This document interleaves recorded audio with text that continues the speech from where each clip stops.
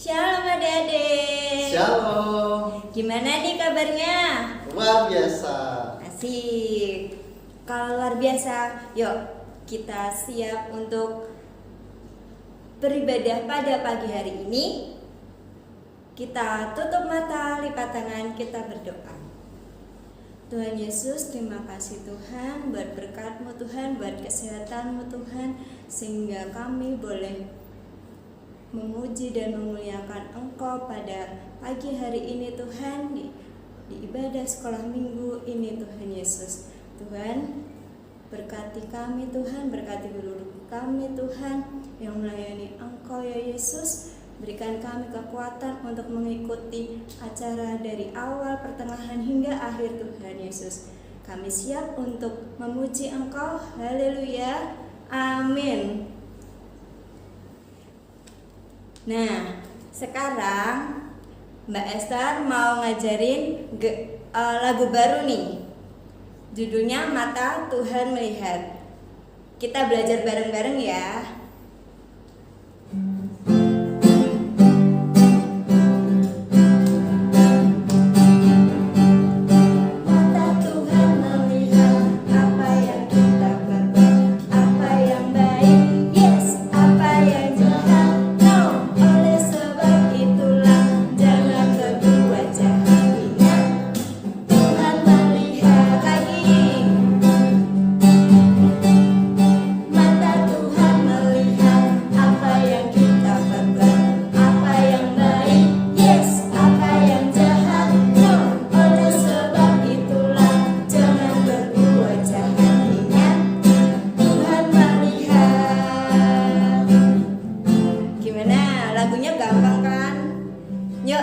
Yang masih duduk, yuk bangkit berdiri. Kita ulangi dari awal.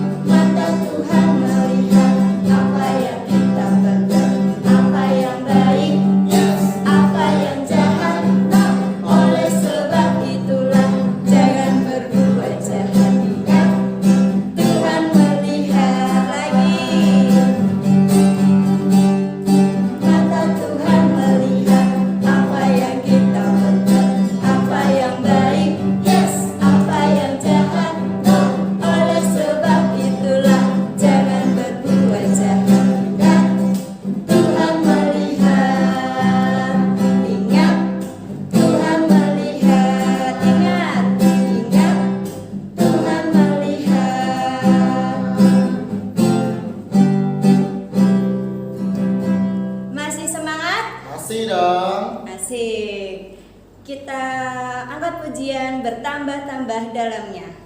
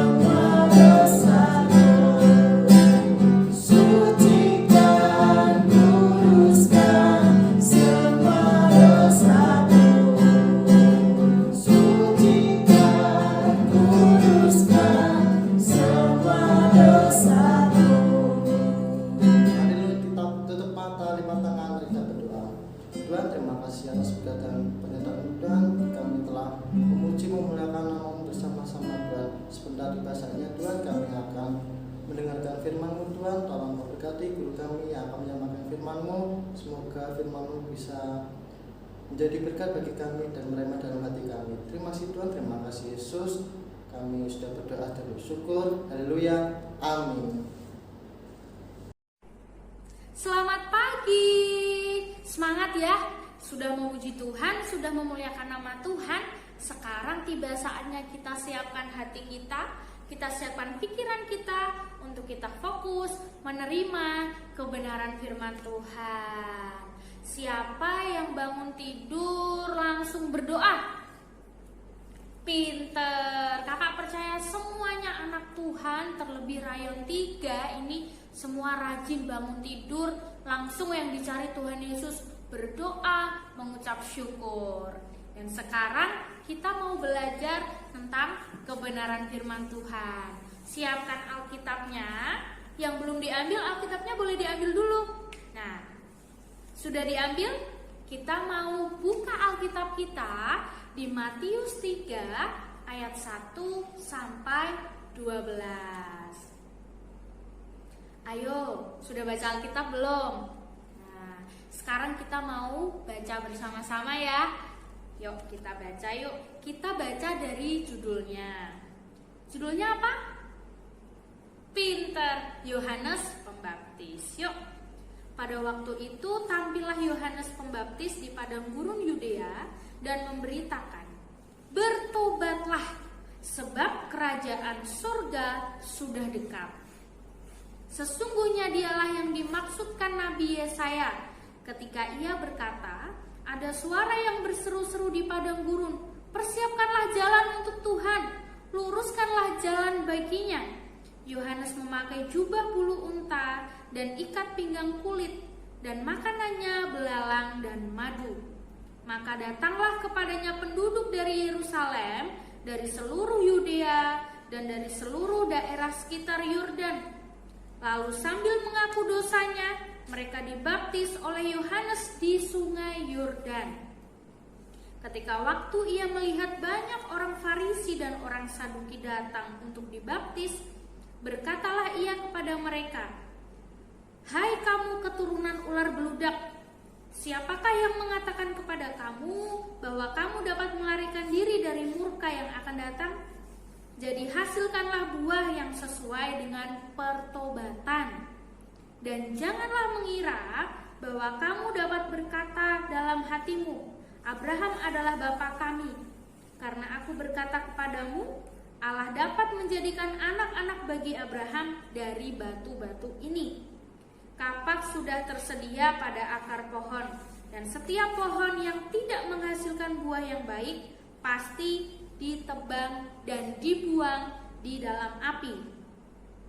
Aku membaptis kamu dengan air sebagai tanda pertobatan, tetapi ia yang datang kemudian daripadaku lebih berkuasa daripadaku, dan aku tidak layak melepaskan kasutnya. Ia akan membaptiskan kamu dengan Roh Kudus dan dengan api. Alat penampi sudah di tangannya. Ia akan membersihkan tempat pengirikannya dan mengumpulkan gandumnya ke dalam lumbung, tetapi debu jerami itu akan dibakarnya dalam api yang tidak terpadamkan. Haleluya. Kita sudah baca tadi di Matius 3 ayat 1 sampai 12. Dan judulnya Yohanes Pembaptis. Nah, apa sih yang mau kita pelajari di minggu ini? Kita mau belajar tentang bertobatlah. Siapa yang belum bertobat? Nggak ada ya. Semua anak Tuhan pasti sudah bertobat. Amin. Amin. Nah, ada yang tahu nggak bertobat itu apa sih? Kok dari tadi ngomong bertobat? Udah tahu belum bertobat itu apa? Ada yang tahu? Apa? Iya, bertobat itu meninggalkan kehidupan yang lama, Kak, yang dulunya jahat sekarang jadi baik. Betul, iya. Bertobat itu berbalik, putar balik. Yang dulunya di jalan yang salah, yang dulunya perbuatannya tidak sesuai firman Tuhan, kemudian berbalik berbalik kepada Tuhan, menjadi pribadi yang lebih baik dengan melakukan ajaran-ajaran Kristus. Pertobatan itu harus di dalam Tuhan Yesus ya, gak boleh di luar Tuhan Yesus. Kalau di luar Tuhan Yesus berarti siapa? Iblis. Iya. Namanya pertobatan itu harus di dalam Tuhan Yesus.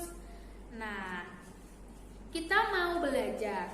Kalau kita bertobat, berarti kita artinya memperbaiki hubungan kita dengan Tuhan Yesus. Yang dulunya kita jauh dari Tuhan, sekarang kita belajar untuk mendekat kepada Tuhan. Yang dulunya malas sekolah minggu, bertobat. Tuhan ampuni aku mau bertobat, aku mau rajin sekolah minggu. Nah, kayak gitu, anak Tuhan harus seperti itu. Aku mau rajin sekolah minggu Tuhan. Tuhan, aku gak suka baca Alkitab dulu, tapi sekarang aku mau berubah. Aku mau jadi anak yang rajin baca Alkitab. Tuhan, aku dulu suka bantah orang tuaku, bantah mama papa. Sekarang aku mau jadi anak Tuhan yang lebih baik. Aku mau jadi anak yang nurut. Nah, itu namanya pertobatan. Nah, di sini ada loh satu tokoh Alkitab yang kita baca tadi di Matius 3 ayat 1 sampai 12. Ada satu tokoh Alkitab yang disebutkan. Siapa? Yohanes Pembaptis. Siapa sih Yohanes Pembaptis itu? Yohanes Pembaptis itu seorang nabi yang diutus Tuhan Yesus, yang diutus Allah untuk apa? Menyuruh orang-orang untuk bertobat. Ada banyak orang ketika ada Yohanes Pembaptis, bertobatlah, ayat 2. Bertobatlah sebab kerajaan surga sudah dekat. Yohanes menyuruh orang-orang untuk bertobat. Karena Yohanes tahu, Yohanes dikasih tahu sama Roh Kudus bahwa banyak sekali yang belum bertobat, banyak sekali yang masih melakukan kejahatan. Akhirnya apa? Akhirnya banyak penduduk yang datang untuk minta dibaptis sama Yohanes Pembaptis. Ada orang mana saja? Ada penduduk Yerusalem dari seluruh Yudea dan dari seluruh daerah sekitar Yordan datang kepada Yohanes. Akhirnya mereka mengaku dosa di hadapan Tuhan. Tuhan Yesus, aku berdosa. Tuhan Yesus, ampuni aku mau bertobat. Akhirnya apa yang dilakukan Yohanes? Yohanes membaptis mereka sebagai bukti pertobatan mereka. Seperti itu. Kemudian di sini juga ada orang Farisi dan orang Saduki. Siapa sih orang Farisi dan orang Saduki? Orang Farisi dan orang Saduki adalah orang yang tahu tentang Taurat, orang yang mengerti isi-isi Taurat. Tapi di sini kenapa ya Yohanes dan Tuhan Yesus tidak suka dengan orang Saduki dan orang Farisi? Kenapa itu?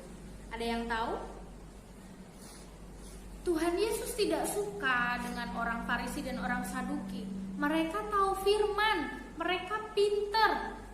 Tapi apa? Mereka tidak melakukan firman Tuhan. Mereka tidak taat, tidak sungguh-sungguh dalam mengikut Tuhan. Jadi orang Farisi dan orang Saduki ini baik di luar. Mereka ingin dipuji, mereka ingin disanjung-sanjung dengan orang. Namun dalam hatinya mereka tidak taat pada Tuhan. Itu kenapa Tuhan Yesus dan Yohanes Pembaptis tidak suka terhadap orang-orang Saduki. Ayo, ada yang seperti itu? Habis dengerin firman, tidak berubah jadi lebih baik, firmannya diabaikan. Ada yang seperti itu? Kalau ada, yuk sekarang kita belajar untuk bertobat. Karena Tuhan Yesus tidak suka anak-anak yang seperti itu. Berangkat sekolah minggu, mendengarkan firman Tuhan. Setelah dengar firman Tuhan, lupa tadi firmannya apa ya? Firmannya apa ya? Terus nanti kalau misal ada yang mamah minta tolong atau apa, gak mau capek, aku sibuk. Itu sudah bertobat belum? Belum. Tuhan Yesus itu maunya kita tahu firman, kita juga melakukan. Anak-anak Tuhan harus bisa jadi contoh. Oke? Kak, kalau aku udah bertobat, aku boleh berbuat dosa lagi nggak? Kira-kira boleh nggak kayak gitu?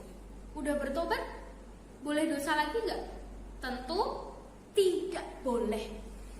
Kalau kita sudah bertobat, kita menyerahkan hidup kita sama Tuhan, ya kita harus hidup menurut firman Tuhan.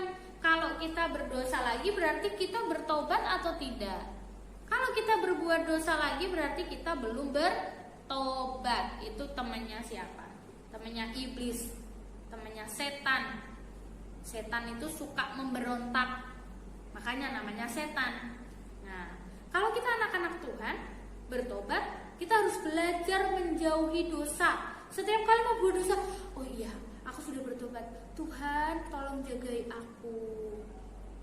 Dan nanti Tuhan Yesus, Roh Kudus akan menjagai kalian supaya kalian tidak berbuat dosa lagi.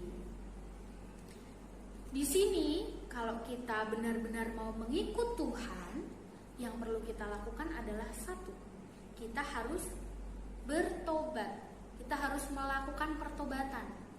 Dari bertobat itu ada buah-buah atau ada hasil dari kehidupan kita. Orang yang sudah bertobat pasti hidupnya berubah, dari perbuatannya berubah, pikirannya berubah, perkataannya berubah.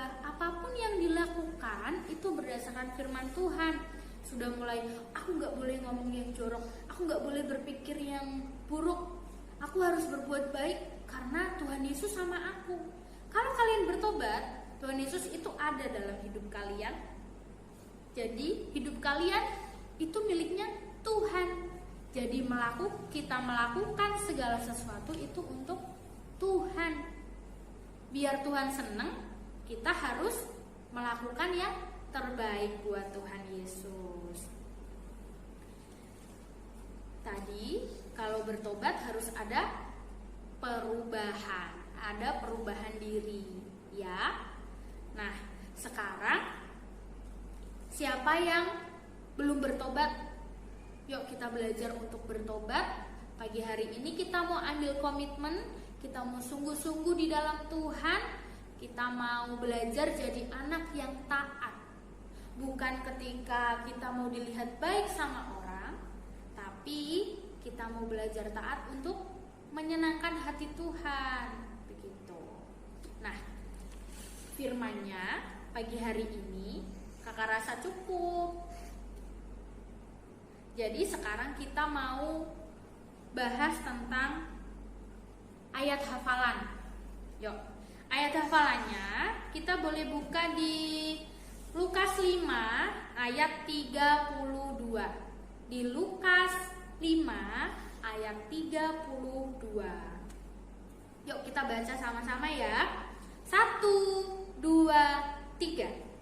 Aku datang bukan untuk memanggil orang benar, tetapi orang berdosa, supaya mereka bertobat. Untuk kelas Pratama dan Tunas, kalian menghafal semuanya ya. Kan ini singkat. Untuk anak-anak, kalian bisa di Lukas 5 ayat 32a. Aku datang bukan untuk memanggil orang benar. Udah cukup sampai situ aja. Gimana? Sudah paham tentang pertobatan? Dilakukan di rumah ya. Kalian kalau melakukan salah sama orang tua, kalian minta maaf, peluk orang tua, mama, papa maafkan aku janji, aku mau bertobat menjadi anak yang lebih baik lagi. Sebelum kita akhiri ibadah pada pagi hari ini, sekolah minggu, kita mau berdoa dulu ya. Kita mau minta pimpinan Roh Kudus. Yuk kita berdoa, semua tutup mata, lipat tangan, kita berdoa. Bapak, terima kasih, kami mengucap syukur untuk kasih-Mu yang luar biasa dalam hidup kami. Kau Allah yang tidak pernah meninggalkan kami. Tuhan Yesus, kami anak-anak mau belajar, kami mau komitmen untuk kami bertobat, menyerahkan diri kami Hidup kami sepenuhnya di tangan Tuhan, karena hidup kami bukan milik kami Tuhan, hidup kami milik-Mu sepenuhnya. Kami percaya Engkau yang akan memimpin setiap kehidupan kami, Engkau yang akan memberkati setiap kami anak-anak-Mu. Masa depan kami serahkan ke dalam tangan-Mu Tuhan Yesus, karena kami percaya rencana-Mu indah buat setiap kami. Terima kasih sudah memberkati, menyertai jalannya ibadah. Kami bersyukur jadi anak Tuhan. Kami bersyukur punya Allah yang luar biasa dalam setiap kehidupan kami. Pakai anak-anak-Mu Tuhan sebagai alat-Mu, biar anak-anak-Mu semakin bertumbuh di dalam Tuhan, semakin hari semakin boleh menghasilkan buah-buah yang baik sesuai dengan firman Tuhan. Terima kasih Bapa kami yang baik, di dalam nama Tuhan Yesus Kristus. Haleluya. Amin. Sampai jumpa.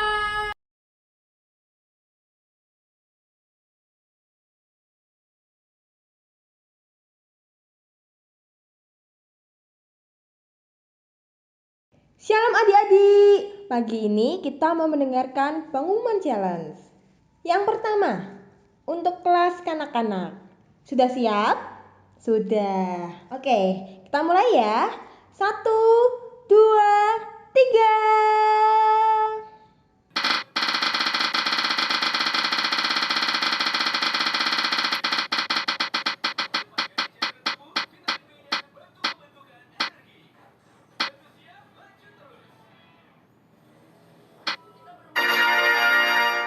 Selamat buat Angelica dari Gili, Tuhan Yesus memberkati. Untuk selanjutnya, dari kelas Pratama. Sudah siap? Sudah. Oke, kita mulai ya. 1, 2, 3.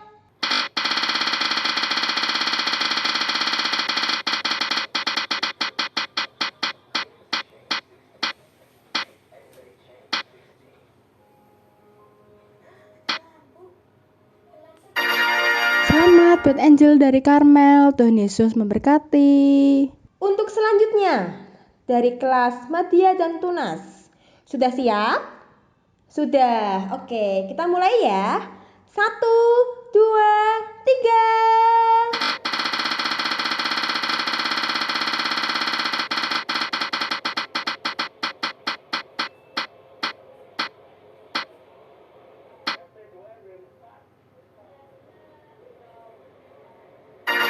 Yeay, selamat buat Joshua dari Gili, Tuhan Yesus memberkati. Nah, itu tadi teman-teman kita yang menang challenge minggu ini. Selamat ya adik-adik. Dan untuk adik-adik yang belum menang, jangan berlarut sedih ya. Tetap semangat mengirimkan challenge ke gembala anak masing-masing. Oke? Tuhan Yesus memberkati.